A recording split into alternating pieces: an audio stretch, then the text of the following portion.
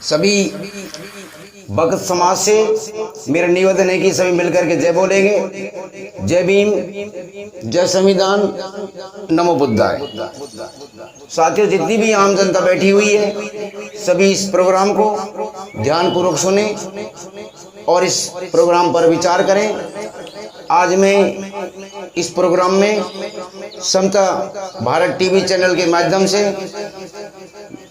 महान नायक, महान ज्ञानी, महापुरुष, भारत रत्न बाबा साहेब भीमराव अम्बेडकर के बचपन की जीवनी के बारे में समता भारत टीवी चैनल के माध्यम से ये बातें आपको बताई जा रही हैं, ये ज्ञान आपको बताया जा रहा है। सभी समाज, भक्त समाज इस प्रोग्राम को ध्यान से सुने और ज्यादा से ज्यादा इसको शेयर भी करें, सब्सक्राइब भी करें और लाइक जरूर करें, क्योंकि ये बहुत ही पुराना इतिहास है।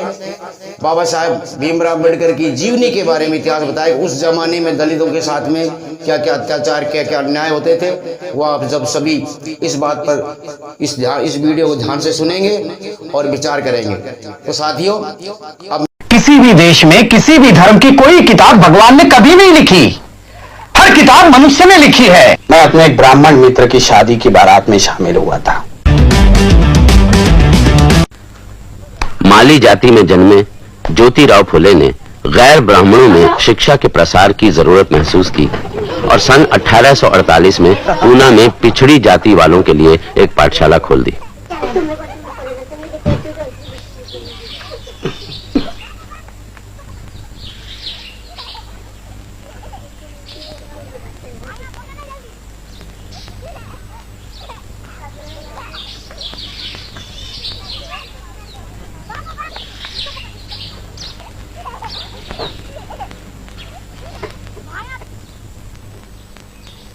कुछ बरसों पहले मैं अपने एक ब्राह्मण मित्र की शादी की बारात में शामिल हुआ था। मित्र के रिश्तेदारों ने मुझे देखा और चले जाने को कहकर मेरा अपमान किया था। उन्होंने मुझसे कहा था कि तुम शूद्र हो और शूद्रों को अधिकार नहीं कि ब्राह्मणों के कंधे से कंधा मिलाकर चले। उन्होंने मुझसे कहा कि तेरी वजह से तमाम बारात भ्रष्ट हो रही है। उन्होंने और भी बहुत सी बातें मुझसे कही जिन्हें मैं यहां दोहराना नहीं चाहता, लेकिन उस रात मेरी आंखों में नींद नहीं उतरी। पूरी रात मेरे मन में तरह तरह के सवाल उठते रहे और उसका कोई जवाब मुझे नहीं मिला।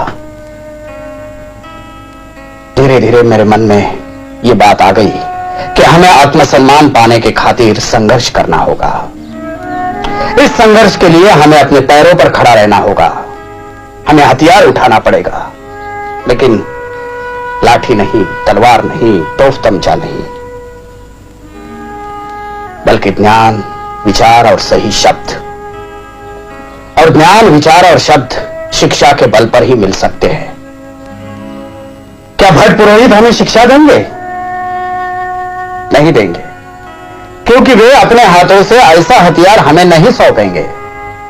इसलिए हमें खुद अपने को शिक्षित करना पड़ेगा। मेरी पत्नी सावित्री मेरी पहली शिष्या है। अब वो तुम्हें पढ़ाने में मेरी मदद करेंगे। हम इस तरह ज्ञान फैलाएंगे, क्योंकि ज्ञान ही वो दौलत है जिसे आपस में बांटना बहुत जरूरी है। यह हमारी पहली पाठशाला है जो छोटी जाति की लड़कियों के लिए खोली गई है। यहां लड़कों का हम स्वागत करेंगे, लेकिन हमारा विश्वास है कि लड़कियां ही आगे चलकर हमारी भावी पीढ़ी को आकार देगी। विरोध तो इस काम का होगा ही, लेकिन हमें साहस के साथ काम को आगे बढ़ाना है, क्योंकि हम सही रास्ते पर चल रहे हैं। मैं शुभकामना व्यक्त करता हूं कि आप लोग शिक्षा पाने में सफल हो।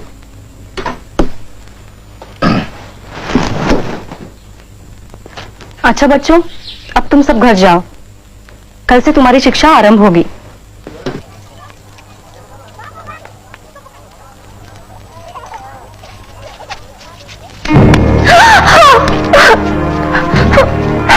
धर्म भ्रष्ट करने वालों का ऐसा ही होता है। तू हिम्मत रखो सावित्री, ये तो शुरुआत है। उनका समाज हम पर कीचड़ी उछाल सकता है और कर ही क्या सकता है। रूखा सड़ा हुआ समाज, अपने हाथों पैदा किए दलदल में धंसा हुआ समाज है वो। जब हम कुंभी किसान शिक्षा पालेंगे तो कुल समाज को उलट कर रख देंगे हम, सारी कालिमा धो देंगे हम। सावित्री, तुमने जो काम शुरू किया है वो बहुत साहस का है। ये मामूली औरत की बूते की बात नहीं कि घर की दहलीज पार करके बाहर निकले और पढ़ाने का काम करे। तो गर्व से माथा उठाकर चलो सावित्री, एक दिन साबित हो जाएगा कि हम ही सही थे। क्या हुआ ज्योति? क्या हुआ बहू को? नहीं, कुछ नहीं बाबा। तो फिर रो क्यों रही है? साड़ी पर ये गोबर और कीचड़, क्या बात है? वो पाठशाला से लौट रही थी तब कुछ लड़कों ने उस पर कीचड़ और गोबर फेंका। तो क्या फूल बरसाते? ज्योति, मैंने तुम्हें 20 बार समझाया है कि धर्म कर्म का मामला है, तुम बेकार टांग मत अड़ाओ। शूद्रों को और औरतों को पढ़ने लिखने का अधिकार नहीं है, लेकिन तुम मानते ही नहीं। वो पाठशाला खोलकर तुमने पूना के हर ब्राह्मण को अपना दुश्मन बना लिया है। हर ब्राह्मण नहीं बाबा, कुछ समझदार ब्राह्मण हमारे साथ भी है। तुम्हें पढ़ने के लिए स्कूल भेजा, वही मैंने गलती की। उन पादरी मास्टरों ने तुम्हारा दिमाग खराब करके रख दिया है। उसी वक्त मैं अपने समाज के लोगों की बात मान लेता तो आज ये दिन देखना ना पड़ता। अरे तुम्हें करना हो तो करो, जिद्दी आदमी ठहरे, लेकिन मेरी बहू को उसमें क्यों घसीटते हो? क्योंकि शिक्षा ही इस देश को और हमारे धर्म को बचा सकती है। यह तभी हो सकता है जब हर एक को शिक्षा पाने का मौका मिले। मैं अपने धर्म को भ्रष्ट नहीं कर रहा हूं बाबा, मैं उसे सुधारना चाहता हूं। मैं आप ही से पूछता हूं कि यह कानून किसने बनाया है कि सिर्फ ब्राह्मणों को पढ़ने का अधिकार है और शूद्रों को नहीं है? यह ब्राह्मणों का बनाया हुआ कानून है, नहीं है? ये सब भगवान की आज्ञा है। भगवान को इसमें क्यों घसीटते हैं आप? हा? किसी भी देश में किसी भी धर्म की कोई किताब भगवान ने कभी नहीं लिखी। हर किताब मनुष्य ने लिखी है, और धर्म पंडितों ने बार बार कहकर यह बात हमारे दिमाग में भर दी है कि यह भगवान की आज्ञा है, ताकि हम कोई सवाल नहीं उठा सके। देखो, शूद्रों और औरतों को भगवान के नाम पर दबाया गया है और कुछ नहीं है। देखो ज्योति, मैं तुमसे बहस नहीं करना चाहता। मैं सिर्फ इतना जानता हूं कि हमारे पुरखों ने कुछ नियम बनाए हैं और हमें उनका पालन करना चाहिए, बस। हाँ, मैंने भी एक नियम बनाया है बाबा।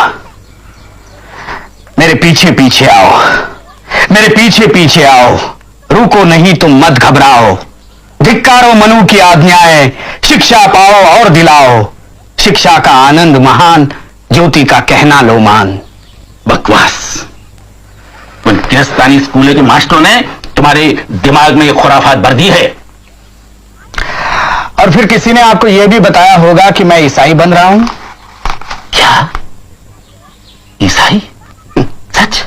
देखो ज्योति, मैं एक ही बात समझता हूं, और वो ये है कि तुम्हारी वो पाठशाला बंद होनी चाहिए और बहू का पढ़ाना भी खत्म होना चाहिए। नहीं, ये नहीं हो सकता। सब हो सकता है। देखो ज्योति, मैं तुम्हें आखिरी बार बता देता हूं कि अगर तुमने मेरी और अन्य लोगों की आज्ञा का पालन नहीं किया तो तुम्हें और तुम्हारी पत्नी के लिए इस मकान में कोई जगह नहीं है। तुम्हें यह मकान छोड़ना पड़ेगा। जैसे आपकी मर्जी। हम हमारे विचारों में बदल नहीं कर सकते, इसलिए घर छोड़कर जा रहे हैं। सावित्री, अपना सामान भरो। मैंने तुम्हें पहले ही कहा था कि यह तो सिर्फ शुरुआत है। भरो सामान जल्दी।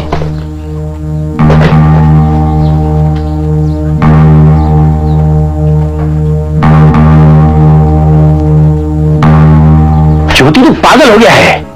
विराट पागल।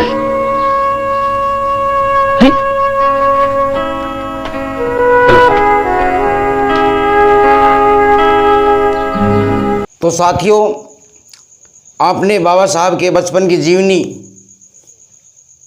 जीवनी को पूरी तरह से सुना। अब इस बात पर विचार करके सभी भक्त समाज,